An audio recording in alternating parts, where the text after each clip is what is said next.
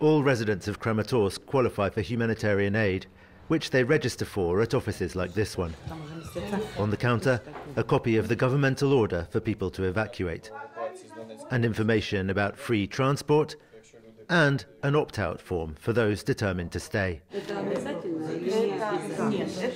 Is it compulsory to fill this in? It's not compulsory, but it is recommended.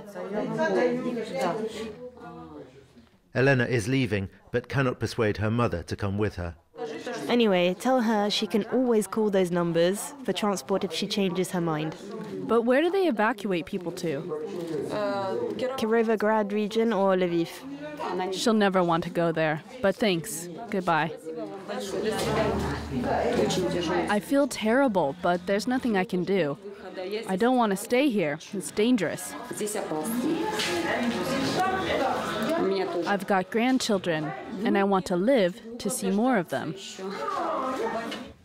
Most of those who haven't left already, though, don't want to. Our task is to persuade them that they have to evacuate because the winter will be very difficult. But so far, not everyone agrees.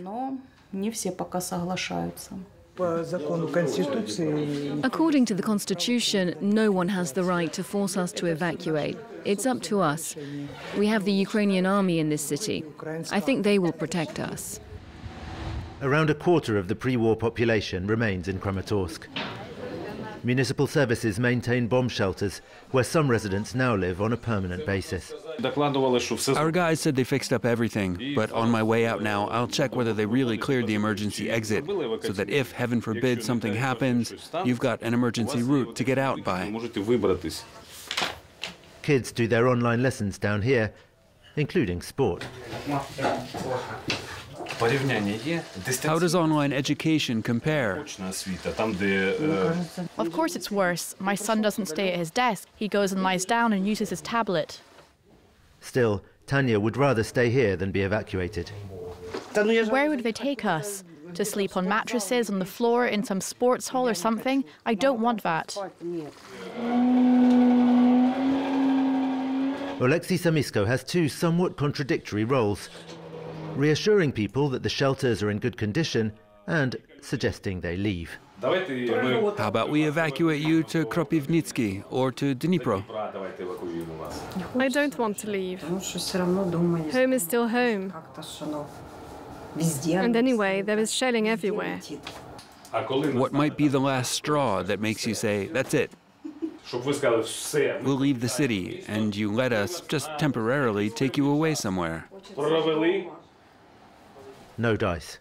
But Oleksiy has an idea of what that last straw might be.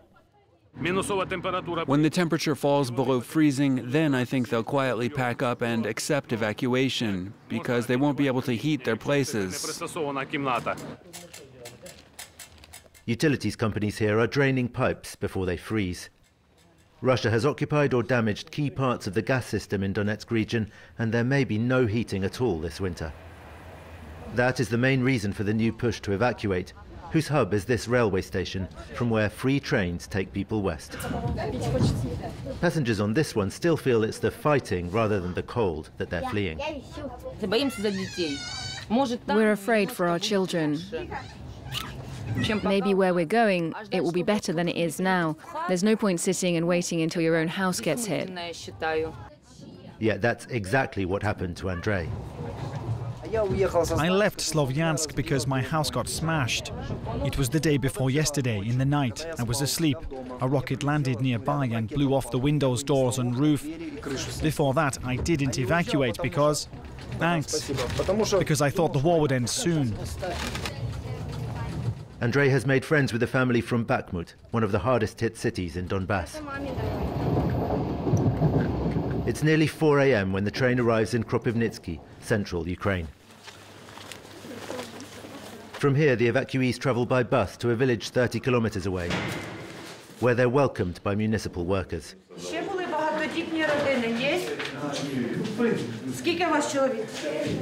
As part of a government program, villagers across this region have stepped up to make available whatever buildings they have for accommodating people from Donbas. This will do for now. It's okay. It's okay. Better than back in the boom boom. Better here than over there under shelling, of course. What next? We'll carry on living, that's what.